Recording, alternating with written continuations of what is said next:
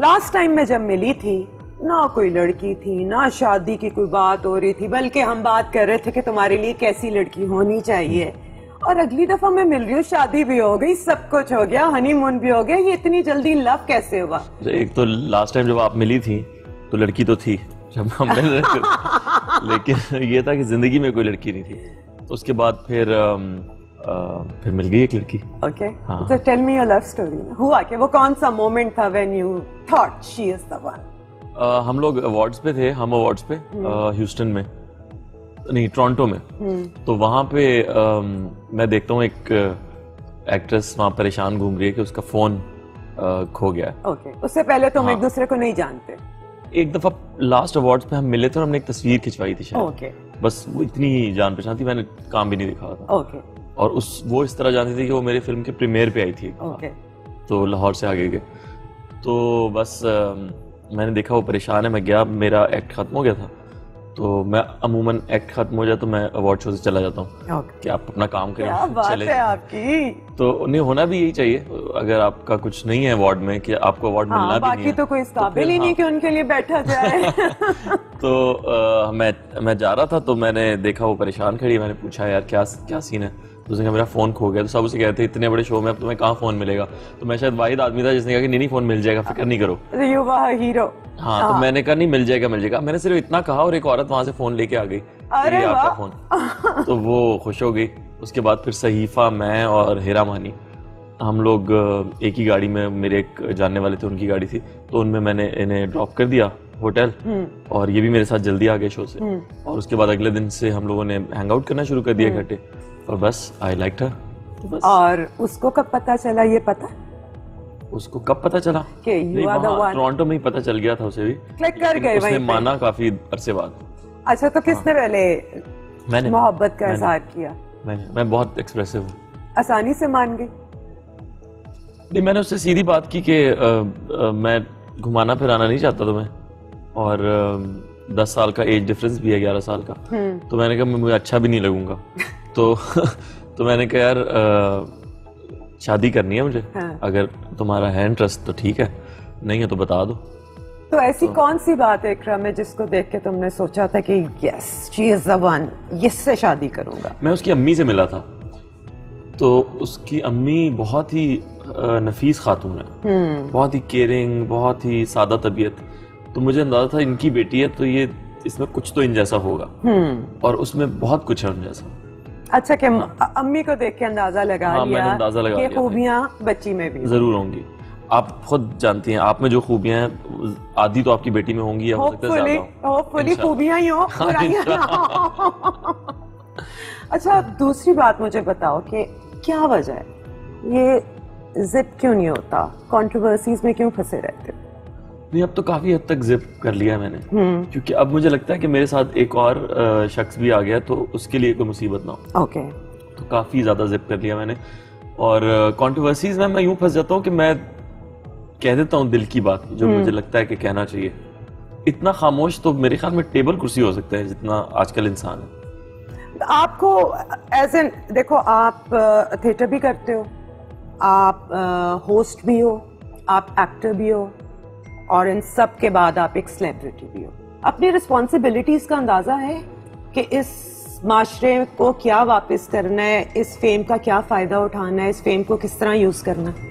मुझे बिल्कुल अंदाजा है, और मुझे लगता है कि बाकी सेलिब्रिटीज को भी अंदाजा होना चाहिए।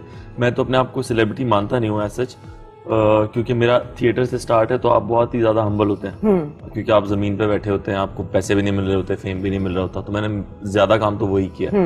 मैंने 12 साल से मैं इंडस्ट्री में, मैंने 12 साल में 3 ड्रामे किए। बिल्कुल, 3 ड्रामे किए और 4 फिल्में, शायद 2 फिल्म्स की। तो मेरा कोई इतना बॉडी ऑफ वर्क भी नहीं है, तो सेलिब्रिटी होने के लिए वो भी बहुत जरूरी होता है। तो मुझे लगता है कि जो सेलिब्रिटीज हैं जिनके नाम पे चीजें बिकती हैं, उन्हें बस ये देखना चाहिए कि वो बेच क्या रहे हैं। तो उससे मुझे बहुत, आजकल वो एक कोई नस्वार आई हुई है पैकेट वाली, वो हर एक्टर उसे एंडोर्स कर रहा है। तो मैं बोला नहीं उस बारे में कभी भी कि क्यों कर रहे हैं, मे भी उनको जरूरत हो, मे भी इसलिए मैं खुल के अभी भी ना उनका लॉजिक ये होता है कि पैसे मिल रहे हैं, हमें पैसे मिलेंगे, हम कुछ भी मुझे सिर्फ ये कि कोई आपको देख के अगर वो करने लगेगा तो वो एक बुरी चीज है, वो एक टबैको की तो ये किस्म एक है, रिस्पॉन्सिबिलिटी में एक आता है। रिस्पॉन्सिबिलिटी है। Okay. या कुछ सेलिब्रिटीज सिगरेट के साथ तस्वीर लगाते हैं, अगर उनका कैरेक्टर है वो एक डॉन बने हुए हैं, मवाली हैं, फिल्म में सिगरेट पी रहे हैं, तो आपका कैरेक्टर है, इस बात को समझना चाहिए, क्योंकि फिल्म में फिर उसका कोई ना कोई एंड भी होता है बुरा, कि एक डॉन है तो उसने बुराई की तरफ जाना, उसे बुरा दिखाने के लिए शायद सिगरेट इस्तेमाल हो रही है। लेकिन अगर आप वैसे स्वैग के लिए पी रहे हैं तो मुझे लगता है नहीं पीना चाहिए। तो क्या सिगरेट बुरे लोग पीते हैं या बेवकूफ लोग पीते हैं? बेवकूफ लोग पीते हैं, हाँ, बिल्कुल। तो बुराई लेकिन का सिगरेट से क्या ताल्लुक हमारे है? यहाँ तो ये है ना, तो वो क्लीशेस जोड़ दिए जाते हैं ना, छोटे बाल ने तो बुरी लड़की है, सिगरेट हाथ में है तो बुरा लड़का है, तो मैं विलन है तो अगेन मेरा आंखें वो तीसरा रखेगा। सवाल आपसे ये है कि आप राइटर भी हैं, आप हमारी इंडस्ट्री को कहाँ रेट करते हैं? क्योंकि हम वही स्टेरियोटाइप्स, वही चीजें जो अरसे से चली आ रही हैं, हम उन्हीं को एंडोर्स कर रहे हैं। हम क्या नया लेके आ रहे हैं अपनी राइटिंग में? देखिए ना, ये शो नया है, जो बातें आप कर रही हैं, जो कंटेंट आप लेकर आई हैं वो नया है। मुझे तो लगता है सबीना भी ज्यादा जी जो है उनका शो भी नया है। ओके वैसी बातें कहाँ हो रही थी, ओके जिस तरह के वो सवाल कर रही हैं, Okay. जिस पे लोग मीम्स बना रहे हैं, हाँ. वो नई ही बातें हैं। इस तरह कई ड्रामे और चीजें हैं जो मेरे ख्याल में नई हो रही हैं, फिल्में भी कई बन रही हैं जो नई हैं, थोड़ा थोड़ा करके चेंज आ रहा है। बाकी तो हिट जो होगा मुझे एक एग्जांपल दें कि आप एक ड्रामा ऐसा आया जिससे आपको लगता है कि माशरे में कोई अच्छी चीज हम एंडोर्स कर रहे हैं या कुछ हम रवैये चेंज कर रहे हैं। हमारे ड्रामे में सियासत नहीं है, हमारे ड्रामे में अब अदब नहीं है, हमारे ड्रामे में कोई एक्टिविज्म नहीं है। क्या ये सब होना नहीं चाहिए? किसी खास आइडियोलॉजी को प्रमोट करने के लिए ड्रामे नहीं बनने चाहिए? बिल्कुल बनने चाहिए। मैं अभी जब उनका फिरदौस जमाल साहब का एक क्लिप देख रहा था जिसमें वो बात कर रहे हैं साइंस की, सूफीज़म और साइंस को मिला रहे हैं वो, जिसमें वो अंग्रेजी के पूरे पूरे मुकालमे बोल रहे हैं और वो जेल में खड़े हुए हैं और बाहर क़याम सरहदी खड़े हैं, मतलब दो एक्टिंग स्कूल्स आमने सामने खड़े हैं और वो सिखा रहे हैं एक वकील को जो अंदर कैद में है, सिंबॉलिकली दिखा रहे हैं उसको कि वो कैद में जो बंदा है वो इतना इल्म रखने वाला है कि वो बता रहा है कि आप साइंस की तरफ कैसे जा सकते हैं। और उसमें वो मिसालें जो है ना वो सुकरात बुकरात और पता नहीं किन लोगों की दे रहा है। तो वो मोनोलॉग जो उन्होंने दिया है, मुझे नहीं लगता आज का कोई एक्टर इंक्लूडिंग नहीं दे सकता है वो, या उस चीज को समझ सकता है, या कोई डायरेक्टर वो कहलवा सकता है। जब उन्होंने अंग्रेजी बोली तो उनका एक्सेंट बिल्कुल प्रॉपर था, जब उन्होंने उर्दू बोली तो उनका लहजा बिल्कुल ठीक था। तो वो सब कुछ करने वाले तो अब है। मैं खुद कई डायरेक्टर के साथ काम कर चुका हूँ जिन्हें बहुत सारी चीजों का नहीं पता। मैं खुद ऐसा एक्टर हूँ जिसे बहुत सारे जुमले बोलने नहीं आते। मैं खुद ऐसा राइटर हूँ जिसे कई चीजों का मतलब नहीं पता। तो हम सब तो उस तरह से काम कर रहे हैं ना कि कोई सीख के तो आया नहीं है। पीटीवी में तो सब लोग एक इंस्टीट्यूट से होके आ रहे थे, बहुत रगड़ा खा के निकल रहे थे, पिस पिस के आ रहे थे। यहाँ तो जिसका दाव लगा, जिसको मौका मिला। तो आप आजकल की जनरेशन जो है उसका एक्टिंग का क्या मेथड है? आप किस तरह किसी रोल में जाते हो, किस तरह सोचते हो, हाउ डू यू वर्क? देखिए, मेरा तो थिएटर से बैकग्राउंड है, तो मुझे एक चीज का पता है कि आपने एक तो स्क्रिप्ट बाय हार्ट याद करना है, दूसरा आपको कैरेक्टर पता होना चाहिए अपना कि ये इसका क्या शेड है, ये क्या करता है, इसका बैकग्राउंड क्या हो सकता है जो कि नहीं लिखा हुआ होता, इसके कपड़े किस तरह के। जैसे बांदी में मैंने एक कैरेक्टर किया एक सिंधी का, तो मैंने उनको कन्विंस किया कि काले ही कपड़े पहनेगा। उन्होंने कहा क्यों ये कपड़े चेंज नहीं करेगा? मैंने कहा देखें, काले कपड़े इसलिए कि सिंबॉलिकली एक तो 13 दिन का काम है, छोटा सा कैरेक्टर है, 45 सीन्स थे 400 सीन्स के ड्रामे में, तो आप नजर भी नहीं आया अमूमन। मैंने कहा पहली वो नजर नहीं आ रहा, तो ब्लैक में रखते हैं उसे, सिंबॉलिकली ईवल भी दिखा रहे हैं उसे, बहुत ईवल है, घर जला रहा है, रेप कर रहा है, पता नहीं क्या क्या कर रहा है। Again stereotype. हाँ था वो इसी तरह का। तो मैंने कहा उसको आप काले में रखते हैं तो शायद लोगों को, मैं तो रजिस्टर करने के हिसाब से कह रहा था कि रजिस्टर हो जाएगा वो कम से कम, कि जब भी ये आता है बंदा तो खास म्यूजिक तो बजेगा, मुझे पता है डायरेक्टर पीछे से बजाएगा, एक खास लुक तो मैंने बनानी है, मैंने मूंछें दाढ़ी बढ़ाई, बाल बढ़ाए, तो वो स्टीरियो टाइप कैरेक्टर था जैसे गब्बर सिंह था।